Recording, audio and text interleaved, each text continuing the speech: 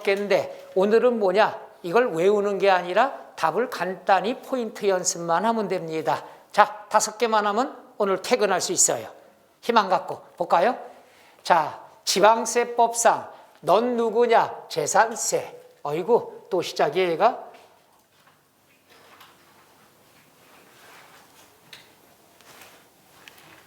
자, 항상 답 찾을 때 넌 누구냐부터 봐야 돼요. 그러니까 왜냐하면은 조세총론이라든가 예를 들어서 취득세, 등록면허세가 섞어서 나오기 때문에 어떤 문제에 관한 거냐, 어떤 조세냐 봅니다. 넌 누구냐? 재산세다.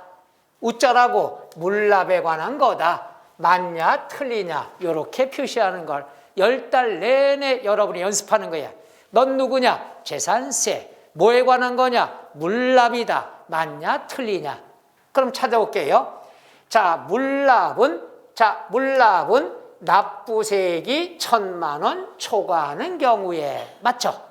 항상 재산세는 물납이 되는데 조건이 1,000만 원 초과. 여기서 답 찾는 비법, 숫자가 나오면 숫자부터 보면은 실수할 수가 있어요.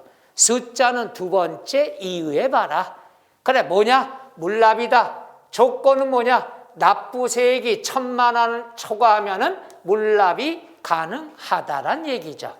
근데 괄호 안에 보니까 재산세 도시지역분 포함 나왔는데 재산세 도시지역분은 아직 안 배웠어요. 시험에 많이 나오진 않습니다. 그런데 이렇게 이해하면 되는 거예요. 이름에 재산세가 들어갔죠. 이름에 재산세가 들어갔으면 재산세와 같이 계산하는 거야. 따라서 1,000만 원 계산할 때도 재산세 도시지역분을 계산할 때 어떻게 해줘라? 포함을 해라. 그러니까 여러분이 오늘 공부할 때는 나중에 배우겠지만 이름에 재산세란 이름을 붙일 수 있다는 건 재산세랑 성격이 똑같아. 재산세 형제야. 그러니까 어떻게 한다? 금액 계산할 때도 포함이 돼야 된다. 만약에 여기에 재산세란 이름을 못 붙이는 게 나왔다. 그럼 당연히 어떻게 한다? 제외가 돼야 되겠죠. 같은 재산세 이름 들어간 것은 포함합니다. 따라서 옳은 얘기.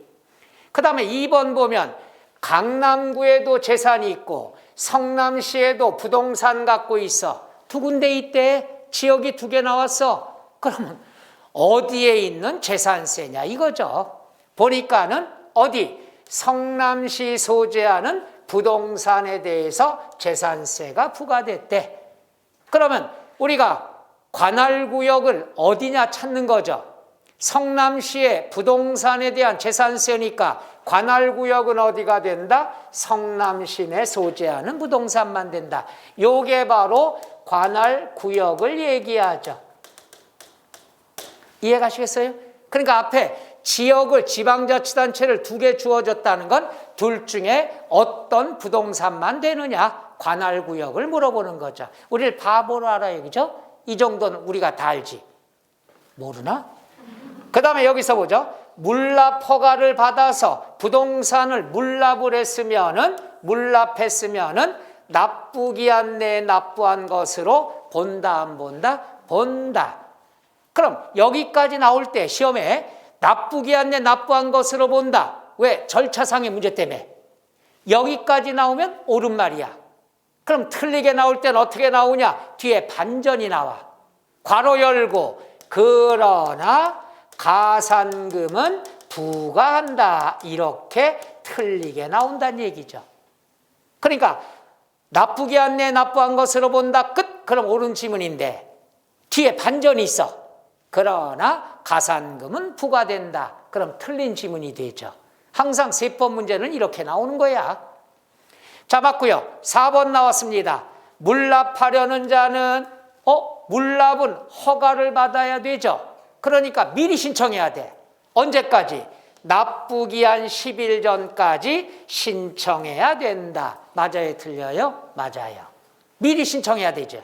그러면 1, 2, 3, 4가 다 맞는 말이면 답은 몇 번이 될까? 5번이 되는데 5번 뭐가 틀렸나 보죠. 불허가 통지를 받았대요. 내가 어디 남양주의 시에 살고 있는데 제주도의 감귤밭으로 야 이걸로 물납할래. 관리하기 힘들죠. 그럼 이건 안 돼. 너무 관리하기 힘들어. 불허가 통지를 받았으면은 변경 신청할 수 있다 없다? 있다. 어디 있는 걸로? 관할 구역 안에 있는 부동산으로. 해당 시군구, 요게 관할 구역이란 얘기죠. 다른 부동산으로 변경 신청은 할 수 있다 없다? 있다. 그런데 허용되지 않는다. 요게 틀렸죠. 그리고 금전으로만 납부해야 된다. 불허가를 받았으면 물납은 안 되고 돈으로만 내란 얘기죠. 맞아요, 틀려요? 틀려요. 변경 신청할 수 있다 없다? 있다. 그래서 틀린 건 몇 번이 됩니까? 5번이 되겠죠. 만만한 문제가 아닌데 해볼 만하지 않을까요? 그래서 물납 나오면 이런 형태로들 많이 나올 겁니다. 그래서 해봤어요. 이해는 가십니까? 자, 그럼 또 보죠. 2번. 자, 너는 누구냐? 연 누구냐? 지방세다, 뭐 국세다 필요 없어요. 납부할 의무가 소멸되는 것은 모두 몇 개인가? 그러니까 소멸 사유를 물어보는데 제가 얘기했죠. 단어만 해석할 줄 알면 이건 왼손으로 마킹해도 답이 나오는 거야. 볼까요? 납부, 돈 냈어. 충당, 퉁쳤어. 메꿨어. 그럼 납부 의무가 없어지겠죠? 맞고요. 그 다음에 뭐가 있어? 소멸시효 완성. 없어지겠죠? 합병이다 그러는 건 뭐야? 처녀총각 결혼하는 거랑 똑같죠? 그럼 거기에서 처녀총각 때 갖고 있던 재산도 합치고 그 다음에 세금 체납된 것도 승계, 물려받아야 되겠죠? 따라서 얘는 승계사유. 승계사유가 되는 거지 소멸이 아니다. 그 다음에 리을, 말이 길어. 말이 길은데 이게 보세요. 표준세율에서 중과기준세율로 모두 묶은 것은 다 필요가 없어요. 제척기간이 만료가 됐을 때. 이건 뭐가 나왔냐? 그러면 제척기간이 만료가 됐으면 없어지게 되겠죠? 맞고요. 그 다음에 미음, 사망. 강조했죠? 사망이다 그러면 슬픈 얘기죠. 사람은 없어져. 사람은 없어지지만 재산은 남아. 그럼 재산은 어느 누구라도 상속, 승계를 받겠죠. 그럼 재산만 승계받는 게 아니라 재산도 물려받고 체납액도 물려받아야 되겠죠. 따라서 승계 사유가 된다. 그럼 여기서 우리가 소멸 사유는 기역, 니은, 리을 모두 몇 개가 될까? 3개가 되죠. 자, 우리 봐봐요. 우리가 단어만 해석할 수 있으면 뜻이 몰라도 소멸시효 제척기간이 모르더라도 잡타는 건 지장 있다 없다? 없어요. 우린 뭐로 가도 실전주의야. 답만 찾으면 되는 거지. 이해가시나? 그래서 혹시나 이렇게 나왔을 때는 여러 개 다 읽을 필요 없어. 포인트만 찾으면 되는 거죠. 그래서 우리가 2번에 3번. 그 다음에 3번 보죠. 넌 누구냐? 지방세, 납세 의무의 성립 시기다. 맞냐, 틀리냐? 맞는 걸 물어봤죠. 그러니까 항상 옳은 것, 틀린 것 표시하면 돼요. 그리고 항상 섞어 나오니까 넌 누구냐? 성립 시기다. 맞냐, 틀리냐? 요거 찾으면 되죠. 자, 첫째 보자. 주민세. 사업소분 주민세고 다 필요 없다고 그랬죠. 주민세는 사람이 기준이야. 그럼 1년에 하루 과세 기준일이 있는데 고정이 돼 있어. 매년 몇 월 며칠? 7월 1일. 정확하네요. 답은 몇 번? 1번. 5초도 안 걸려. 그럼 우리가 1번에 정답이 나와 있다. 그럼 그 다음 번으로 넘어가면 되는데 의심병이 도져서 밑에 뭐가 나왔을까? 보자는 얘기죠. 양도소득에 대한 지방소득세. 무엇에 대한, 무엇과 부과된, 무엇에 관한, 이건 딸리내기란 얘기죠. 딸리내기는 결정권이 있다 없다? 없다. 그러면 엄마가 누구야? 양도소득세. 양도소득세, 종합소득세는 언제가 되느냐? 과세 기간이 끝나는 때가 되겠죠.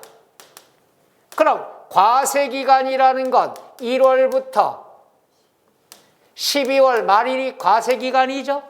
그러면 과세 기간이 끝나는 때도 정답이 되는 거고 콕 찍어서 12월 31일도 정답이 된다는 얘기죠. 엄마 얘기 이해 가나요? 바로 이런 것들이잖아요. 그 다음에 여기 또 나왔죠. 재산세에 부과되는 지방교육세, 재산세에 추가되는 지방교육세, 딸린 애기란 얘기죠. 딸린 애기는 결정권 없어요. 엄마가 누구야? 재산세.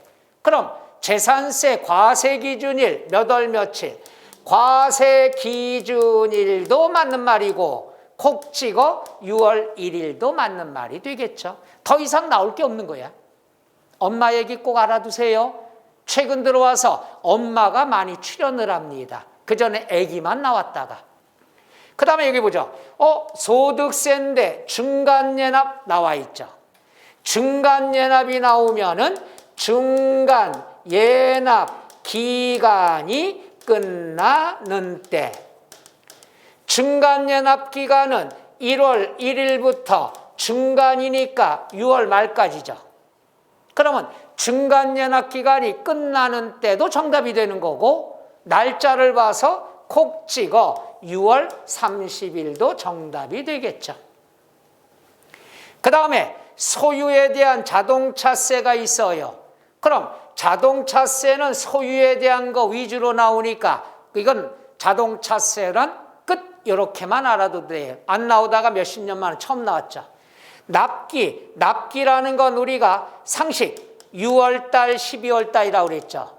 납기가 있는 달에 며칠이 된다? 1일이 되겠죠. 10일이 틀렸다.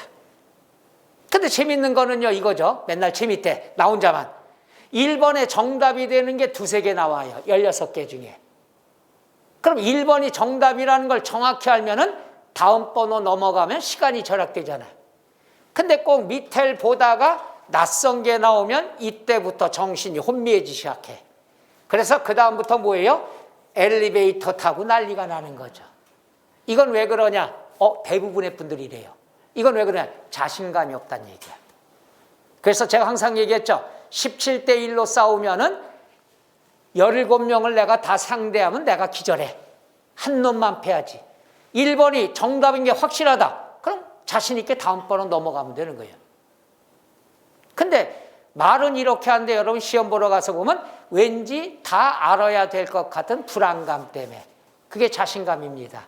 자신감만 있으면 저는 지금도 시험 보러 다닙니다만은 저는 1번이 정확하다. 나머지 안 읽어요. 그 다음 넘어가. 그럼 시간도 단축되고 스트레스도 괜찮아요.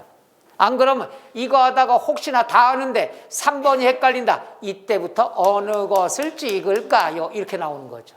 그래서 제일 중요한 게 자신감입니다. 이걸 언제 활용하느냐?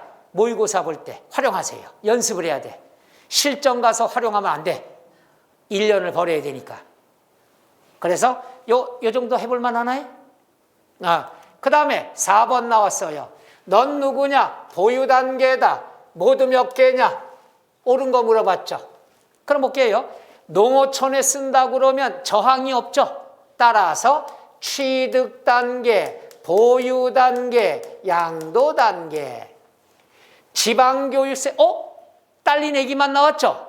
엄마가 있으면 취득, 보유 구별할 수 있는데 엄마가 안 나왔으면 양다리 걸친다고 그랬죠. 지방교육세는 취득 단계도 있고 보유 단계도 있다. 그 다음에 개인지방소득세, 우리가 배우는 건요, 우리가 이거야. 소득세는 두 개가 있거든. 개인의 소득은 소득세네. 법인의 소득은 법인세라는 걸 내. 소득세에 붙는 게 개인지방소득세라고 그러고 법인세에 붙는 게 법인지방소득세라고 그래요. 근데 우리는 개인소득세 위주로 배우니까 법인자는 쳐다볼 필요가 없어요. 그냥 개인, 이게 뭐지? 그러지 마. 그냥 지방소득세. 소득세도 양다리 걸쳤죠. 보유와 양도 단계. 그 다음에 여기서 특정 부동산에 대한 쳐다볼 거 없어. 지역자원시설세는 재산세, 패밀리라고 그랬죠. 재산이 있는 사람이 재산세 내고 추가로 부담하는 거니까 보유 단계가 되겠죠. 그럼 여기서 보니까 자, 보세요. 보유단계 맞아요. 보유단계, 보유단계, 보유단계 모두가 되겠죠. 그럼 모두 몇 개가 된다? 4개. 여기에서 우리가 주의해야 할 함정이 있어. 모두 몇 개인가? 사실 모두 몇 개인가 이렇게 나오면 난이도가 높은 거예요. 왜? 다 알아야 되니까. 근데 해볼 만하잖아. 그 다음에 함정이 또 있어. 4개라고 그러면 나도 모르게 긴장해서 4개 그러면 4번에 마킹하고 공인중개사라 불러다오 이러는 거죠. 나중엔 전원이 꺼져 있습니다. 이렇게 나오는 거예요. 참 이게 지금 여기서 웃은 얘기지만 당사자가 되면 사람 미치는 건데 미안합니다. 당분간만 이런 거 할게요. 이런 낙도 없으면 나 어떻게 강의를 해요? 함정이 뭐가 있냐? 꼭 빵개가 있나 없나 보는 거야. 빵개. 어려운 함정이 아니야. 시험 볼 때 긴장하는 것 때문에. 빵개가 있으니까 답은 5번이 된다는 얘기죠. 그래서 모두 몇 개인가 보면은 무조건 빵개가 있나 없나 봐라. 이게 별거 아니면서도 실수 엄청나게 합니다. 그리고 나와서 하는 얘기가 내가 미쳤지 다 똥 것 나한테 보여줘 그걸.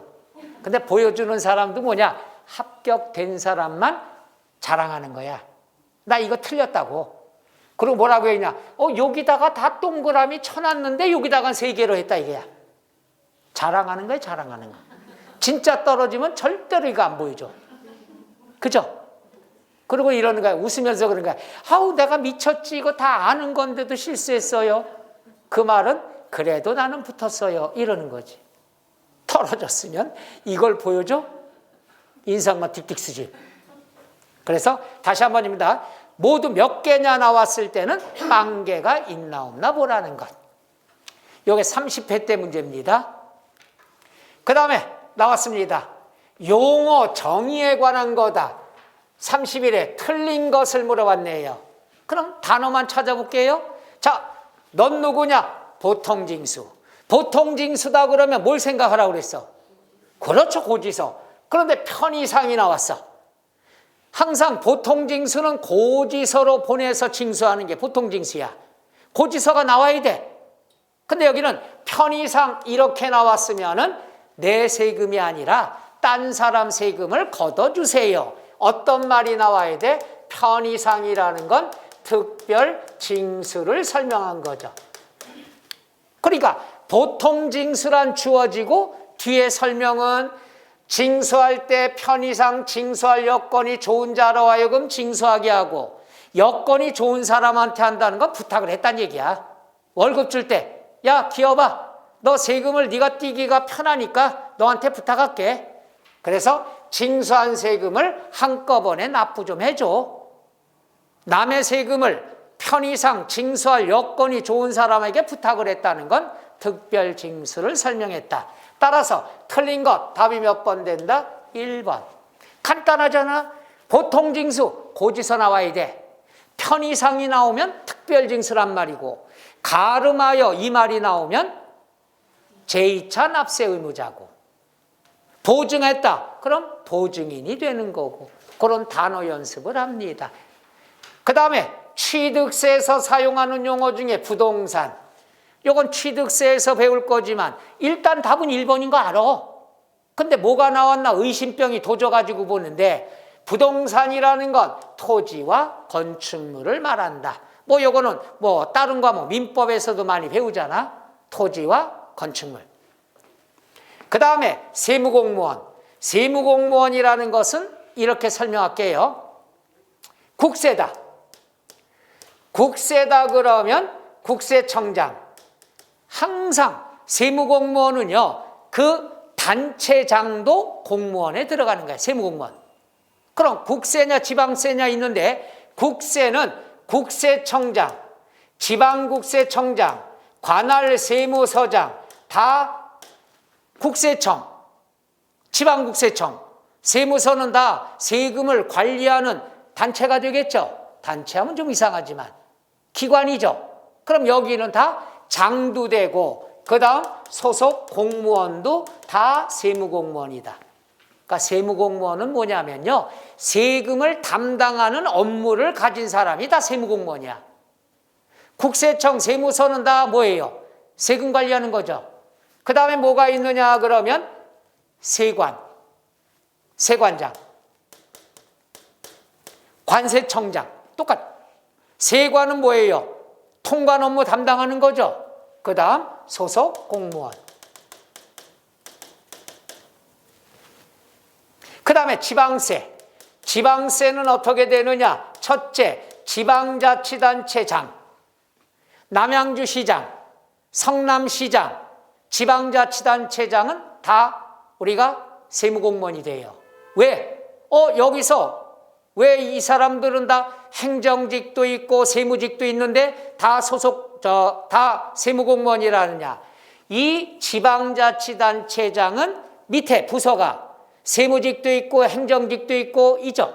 세무직도 관리하잖아. 그러니까 당연히 세무공무원. 근데 공무원들은 다 세무공무원이 아니에요. 이 중에서 세금 업무를 담당하는 공무원만 해당이 돼요. 그러니까 어디 남양주시청이다. 여기에 보면은 세무과 직원만 세금 관리하잖아. 그럼 세무과 직원만 세무공무원이야. 그럼 나머지는 다 뭐야? 행정직 공무원이라든가 별정직 공무원들이 되는 거죠. 그래서 국세는 요거, 지방세는 지방자치단체장하고 소속 공무원 중에서 세무를 담당하는 공무원만 세무공무원이다. 이러면 완벽하죠. 근데 얘를 몰라도 1번이 답이 나왔으니까 3번은 가볍게 봐도 되죠. 뭐냐? 지방자치단체장 또는 지방세 관한 사무를 위임받은 공무원. 꼭 뭐가 들어가야 돼? 세금에 관한 업무를 하는 사람만 세무공무원이야. 왜? 시청에는 세무과만 있는 게 아니라 다른 과도 있으니까. 끝. 그 다음에 또 배웠죠. 납세자, 세금을 납부한 사람은 납세 의무자와 특별징수 의무자를 말한다. 그러니까 납세 의무자는 내 거, 특별징수 의무자는 아까 배웠죠? 그렇죠? 남의 걸 걷어달라고 부탁을 한 거. 근데 여기서 알아둬야 될 때 납세 의무자 안에는 연대 납세 의무자, 2차 납세 의무자, 보증인들은 다 납세 의무자에 어떻게 된다? 포함이 된다고 그랬죠. 납세 의무자에 포함이 된다. 그러니까 이게 참 무서운 말이에요. 뭐냐면은 이거는 납세 의무의 확대라고 하는데 이거는 여러분들을 위한 제도가 아니야.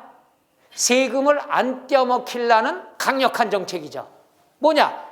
원래는 당사자가 내야 돼. 근데 얘가 능력이 없으면 세금 못 걷겠죠. 떼어먹겠죠. 이걸 막기 위해서 야, 납세 의무자야, 네가 능력이 안 되면 동업자한테 걷겠다는 얘기야. 네가 능력이 안 되면은 2차 납세 의무자한테 걷겠다는 얘기야. 네가 능력이 안 되면 보증인한테 걷겠다는 얘기죠. 그러니까 네가 능력이 없어도 너랑 관계 있는 사람들한테 거둘 거니까 걱정하지 말란 얘기죠. 무서운 말 아니에요? 그냥 너 능력이 안 되면 세금 떼어먹어도 좋아. 이게 아니라 네가 아니더라도 너랑 관계 있는 사람은 세금을 거둘 수 있다는 얘기죠. 무서운 말. 그 다음에 징수금이라는 것은 세금을 걷는 건데 지방세와 가산금, 체납처분비 이게 바로 징수할 수 있는 돈들이 되겠죠. 이걸 그냥 징수금이라고 그래. 몇십 년 만에 처음 나왔어요. 자, 다시 한번 징수금이라는 건 지방세. 왜 지방세냐? 여기에 지방자치단체라고 주어졌으니까 지방세가 되는 거죠. 지방세, 그 다음에 가산금, 이자죠. 요거 체납처분비. 체납처분비라는 건 뭡니까? 재산을 압류하고 보관하고 그 다음 매각할 때까지 들어간 모든 비용 너 때문에 들어간 거야. 얘는 항상 몇 순이라고 그랬죠? 1순이라고 얘기한다. 끝! 이러면 되죠. 그래서 요게 이제 31회 때예요. 그러니까 항상 보면은 요령 가르쳐 드릴게 바로 전 시험 작년에 나온 문제는 연속 출제되는 게 한두 개뿐이 없어. 거의 없다시피 해요. 그래서 사실상 30일에까지 중에서들 나올 가능성들이 높은 것들이죠. 그래서 이렇게 한번 풀어봅니다. 만만한 것들이 아니에요.